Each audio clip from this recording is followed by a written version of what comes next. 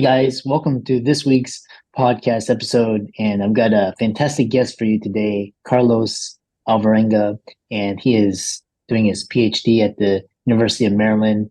He is a writer, thinker, author, communications research. He wrote his book about persuasion, which he's going to talk about. And it's going to be a fascinating discussion about writing and writing your first book. And I'm really happy to welcome Carlos to the show. Welcome, Carlo. We're great to be here. Thank you for having me on. Yeah. Yeah. Briefly, because we're going to dive into it, talk about your just brief background, what you do, and we'll dive right into it. Yeah, so a long career in 1 minute, something like this. Started as a journalist in Latin America, which is where I'm from. I'm from El Salvador. Came to the US to ghostwrite a book for a consultant. When the project was finished, she said, "How would you like a job?" I took it as a temporary gig, ended up staying 20 plus years, became a partner at Accenture and EY, left consulting. I always wanted to go back to writing. This is my first love.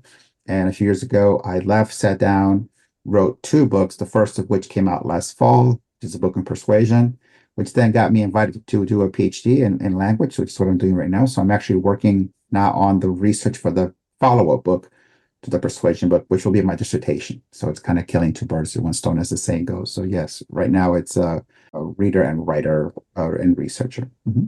Yeah. So one thing is persuasion, and a really great book that I read was by Robert Cialdini. He talked about the kind of the principles, how like marketers get you to buy things, and you can use it in sales but talk about you talk about persuasion is not a soft skill, but it's an art. And what do you mean? What do you mean? Yeah, I know Cialdini's book, and it's one reason I wrote my book is that I thought it was persuasion, but it really isn't, right? His book is about psychology, and it's about manipulation. If I ask for a favor, then you're obliged. To me, that's not persuasion. When I trick you or manipulate you or use some kind of psychological phenomenon to get you to do something, that's sort of manipulation, in my opinion. Persuasion is no tricks, no gifts, nothing. I get you to willingly believe what I believe. I get you to willingly believe what I want you to believe, right? To hold as true what I want you to hold as true. And so people sometimes think this is a soft skill or something you're born with, or it's undefined. And what I argue in the book that it's not. You should think of it as chemistry. It's chemistry with words, and it is predictable. It has rules. It operates in very specific ways. And you can actually look at a message and decipher the formula of the message, which I do in the book, for any message ever sent, in my opinion, person to person, person to gods, gods to gods, gods to persons, right? They work across time, culture, space, era, and they were first articulated by a philosopher named Aristotle. And all I do in my book is take what he wrote and expand it, explain it, and then illustrate it through examples drawn from modern society and culture. Yeah, really interesting. And the more I study persuasion, the more I can tell who's like being manipulative. You can also, when you talk to people, communicate with people, you can kind of get a sense, are they, manipulative or, passive aggressive, these types of character traits. So the next question is, with now with media, because like for example, I haven't watched TV in like over 20 years, and all my media consumption is on a smartphone or social media. So how is persuasion different between the traditional media and social media? So there's a chapter in my book on persuasion and technology, and I look at video because video has a special kind of role in persuasion, which is ending. Videos had a purpose, right? When we watch video, we believe it. But now with deepfakes and AI, the age where if you see it on video, you believe it is coming to a close because you can make anything into video today. So, but on social media, the way it works simply is that all platforms have a kind of dominant logic, right? Persuasion logic. So for example, on Twitter/X, the dominant logic is debate, it's argument. Right? So how do you move up the rank? You pick a fight with somebody famous, somewhat famous, hopefully they respond. That gives you the right to fight with somebody even more famous. So as you pick fights, you move up the algorithm, right? And you get more and more followers and you're shown to more and more people. In other platforms like Instagram, it tends to be more emotion, because Instagram doesn't allow for long messages or logic. So what do you have? Images for the most part, right? And so images tend to work well for sentiment, which is really what it is. It isn't even really emotion, it's sentimentality. YouTube is about character, right? What happens is somebody builds a persona. I know this from watching my son, who loves a YouTube channel called Lionsgate, which are two Italian guys who make videos, shorts about food. So he just likes them. They're funny, they're charming, they're interesting. And so it doesn't matter if one video or another isn't that great. You sort of like the host, right? The creator, quote unquote. They're relatively simple platforms structurally, right? One persuades by character, one persuades by argument, one persuades by feeling, which is what Aristotle says. These are the only ways you can persuade anybody or anything. It's just these three things. And you watch it exactly play out on social media today. You know, he would not be surprised by what happens online today, right? Because you can scale up a persuasive message into the millions in a matter of hours, and that just wasn't possible. So the mechanics are the same. It's just the scale at which you can operate as a persuader is much higher than it was 10 years ago. Yeah, and an additional question, follow up on that question is because when you talk about scale, and then especially because now we have Metcalfe's, we have Moore's, Metcalfe's, and Grisham's law, which are all kind of talking about network effects. But now with AI, you can scale quantity even more. So how is that going to change? You know, we'll talk about how AI can be used in writing a book, but talk about how AI is the plus and minus of using that in social media. Well, it's an interesting question because somebody asked me, what if AI, ChatGPT reads your book? So I won't get any royalties for that. But besides the fact that I won't get paid by ChatGPT, which is not a good thing, but it would learn what took me 3 years to explain, right? And so you go, okay, those rules go into work. The chemistry goes into the machine. The machine gets smarter about persuasion. And we'll see. It's an interesting question when it comes to machines. And somebody asked it, I was lecturing at a journalism school, and they asked me, will machines persuade differently than people? And I said, I'm not sure. I don't think so. But the jury is still out. It's a question to be decided. Will machine persuasion be different, right? For example, when your car says, hey, it's time to first service, and then reminds you, you're late for you're supposed to take me to the shop, right? Is it trying to persuade you? And so that's a very human way of doing it, right? It's giving you guilt trip, basically. You're late. Go get me fixed. Maybe there'll be some other way which machines will invent once they get a little bit smarter. But there was a project by IBM. If you remember Watson, the famous Watson project, there was a concurrent project called Project Debater. And it was a similar project to try to get a machine to beat a human in a debate. Watson worked, Debater didn't. Debater was considered a failure. And the project manager, there's a nice video, the project manager interview online, and he says, it's much harder. It's easier to be a person in Go than it is to beat them in a debate, right? So now that remains a kind of human trait, but that doesn't mean that it won't change. In fact, if you think about 2001, that movie, right, Space Odyssey, there's a scene where the machine Hal locks the astronaut outside the spaceship, and he explains to him, "I had to do this." And he's trying to persuade the astronaut that it was the right thing, right? The mission was important. You were the mission in jeopardy. But that's one of the science fiction examples of a machine trying to persuade a human that I have to kill you for the good of the project. So we'll see if the reality manifests itself that way down the road. It's still early days, I suppose. Yeah. I lost my train of thought, but we'll continue on with the conversation because because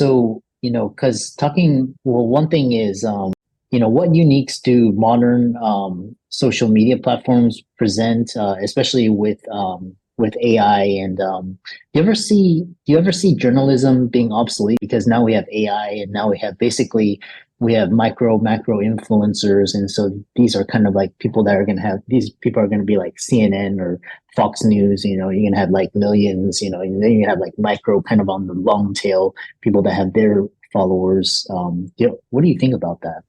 I hope not, right? Because traditionally journalists I started as a journalist, right? So you play a function. Your job is to investigate things, right? The world in real time, right?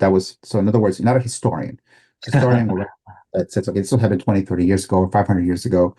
Journalist tells you this is what happened yesterday, right? So it's like something's the first draft of history. So the function of what is happening around you right now, could that be done by a machine? Possibly. I don't see why not conceptually, right? But the function of a journalist, which is to inform you about what is happening in the world, theoretically in an unbiased way. Now, that's the key word, right? Unbiased.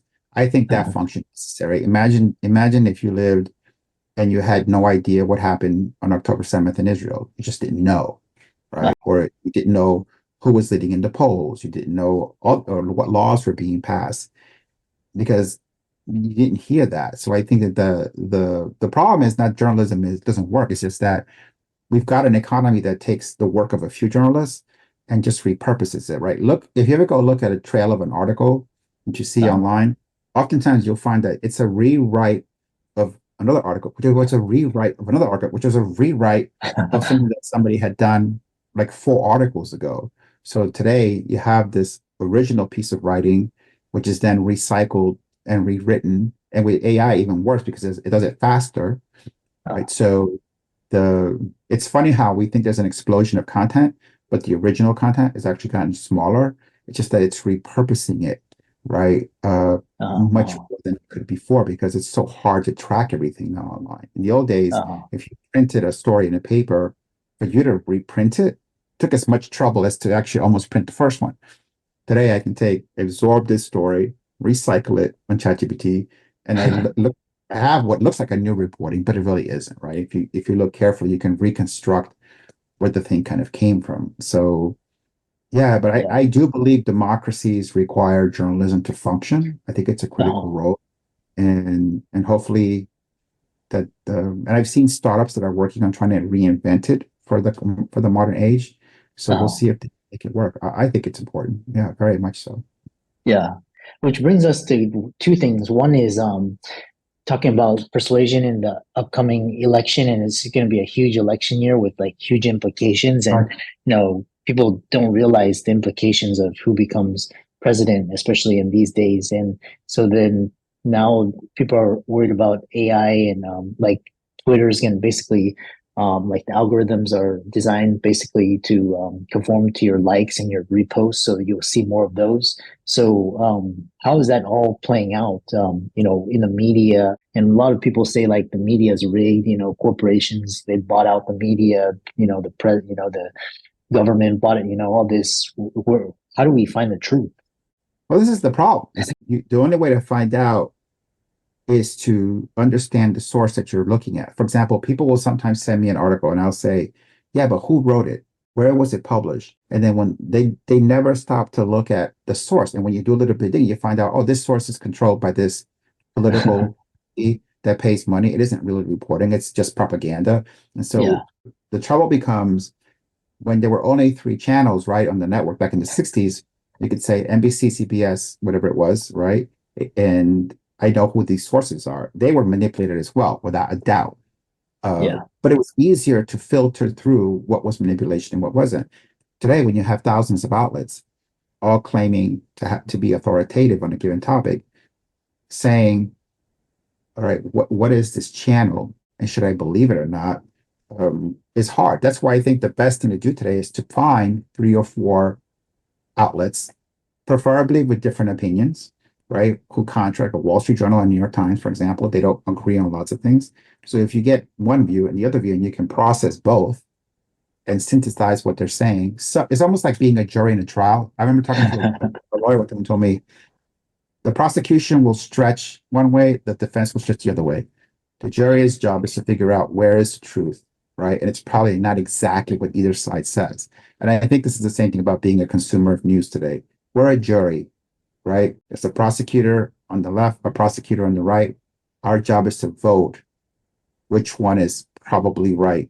And we do this constantly when we weigh what people tell us. So yeah, to be a consumer of news is like being a jurist today. You don't expect this side to tell the whole truth, maybe, or at least you expect each side to kind of spin it one way or the other. But we uh, should be able to judge which one we think is right. If somebody says this is a terrible thing, well, why don't you investigate what it is and decide, okay, now I know that when they say it's terrible thing, it really is terrible. or when they call something terrible, they're probably pushing it a little bit. That's at least Yeah. that's how I approach it, right? I don't expect any outlet to be 100% right. What I do is to say, when I consume two or three outlets and compare and contrast, I usually get a good sense of who's telling the truth. That's my Hmm. experience. Hmm. It's And tougher. Right? It's much tougher. It requires way more work yeah. to consume news than it did, you know, back in the 50s and 60s. Yeah. Yeah. I remember like in 2000, I could go to like Wall Street Journal, and then all of a sudden I had to like go through like, I had to go like CNN, NBC, Fox News, and just everything. Yeah. After Facebook, it was just, I don't even, I go to YouTube, or, I kind of formulate my own. But, which brings a lot of people are now on online communities, and that's where they go for their sources of information. And so, you have like things like 4chan and Wall Street Bets and like QAnon. So how do Yeah. you where does persuasion play? Because that's really dangerous. People storming the Capitol, killing people. All these disinformation, misinformation. Yeah. What do you do? I think that it's to become educated. In my book, I explained that I say that persuasion is like chemistry. Well, chemistry is amoral, right? Because I can use chemistry to save your life. I can use chemistry to end your life. I can give you medicine, I can give you poison. And they're both can be very effective. And the same thing happens with persuasion. I think in many places, the chemistry of persuasion is being used for corrupt purposes and to lie, to convince people of things that are not true. And these very specialized channels, often what they do is they do just that. They corrupt people by using the chemistry in evil ways, right? So they get you to believe things that are not true. And this is a very big problem. I wrote that chapter in my book. I said, because I believe people are trying to poison us. I think that there are people out there who would like to see Americans become completely unable to process the truth, right? They would Yeah, like to get this country to be sheep. They would like to get people who are unable to distinguish the reality from a message which is being sent to them. And this has yeah, happened other places and other times, and usually with terrible results. So I think it is dangerous ground for this country that we have fostered these sort of, like you said, they're like persuasion chambers, right? Or I call them persuasion factories. And these persuasion factories use the chemistry for often for terrible reasons, right? To convince people that what happened in January 6th was a patriotic act, which it totally wasn't, right? It was an insurrection. But now I use the chemistry of getting you to confuse you, showing you different things, iconography, visuals. And after 6 months of hearing it over and over again, you go, hey, those guys, they were pretty good people who did that day, right? And the chemistry has worked. And I've seen it work. And we see it, right? Work all the time where skillful people, it's like the bad, the bad guys in the James Bond movie. They're not dumb. yeah, They have rockets and spaceships and submarines, and they're just bad. But that doesn't mean they're dumb. So I think the same thing happens in a lot of these places. You have people who are very smart who just have terrible goals. sounds like something that like Hitler used to come to power in the 40s, and almost exterminate a whole race, which is it's very concerning, especially. That's what I write about. I write about the language of the Third Reich, and I pick 9 different examples of how language is used, and I say I pick these 9 because they're all present in America today, right? And that's a scary thought because you're right. What the Germans did was done by Germany. It wasn't done by a Yeah, few Germans, right? And you couldn't force Germany to do it. You had to persuade them, right? You had to yeah, convince the German people to do something horrendous, and they did. Right? hmm, They were persuaded to do this. That this was the right thing. So, if anybody who thinks it can't happen again is mistaken. It can happen again. And yeah, so, you're right. So, this is why I think of learning how this stuff works as a kind of inoculation, right? yeah, Once you see it, understand it, then it's a little less effective, right? Because you go, okay, I know what you're doing. You're doing this, and I can see how you're doing it. Now you're uh, not. It's a little harder to trick you, right? yeah, It's like magic, yeah, right? If I show you magic and you don't know how it works, we think, wow, that's really powerful. Then I go, oh no, you know what I did? I misdirected you. I put this here. Next time you see the trick, it's not as impressive, right?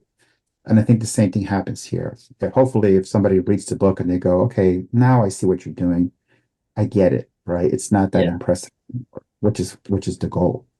Yeah, there was a great documentary at South by Southwest this year talking about, kind of the whole misinformation and AI and they said, the people that control the information and then the people that control the money supply can control everything. And that's, what the elite are doing. It's kind of like they're trying to control what messages you get and really fascinating. How can people check out your work? I know you have a book and you're working on a second book and check out your work and so on. Looking me up online, it's carlosalvarenga.com. It's my name. And that has Yeah. links to everything that I do. You can also look for me on Amazon. The book is available on, it's on print, it's on audiobooks, it's Kindle. I did the narration for the audiobook, which was a nightmare. I'll never do that again. So yeah, it's available in all formats, all over the world. So hopefully it's easy to find. If you just Google my name and persuasion, hopefully, and I think Yeah. I am, that's the first thing that will pop up, right? Well, excellent. And I really enjoyed this conversation and just talking about, persuasion and AI and the dangers of it and what to be aware of. And really insightful conversation. And thanks so much for coming on. Thank you for having me on, Christopher. My best to you and to your audience. Have a great day.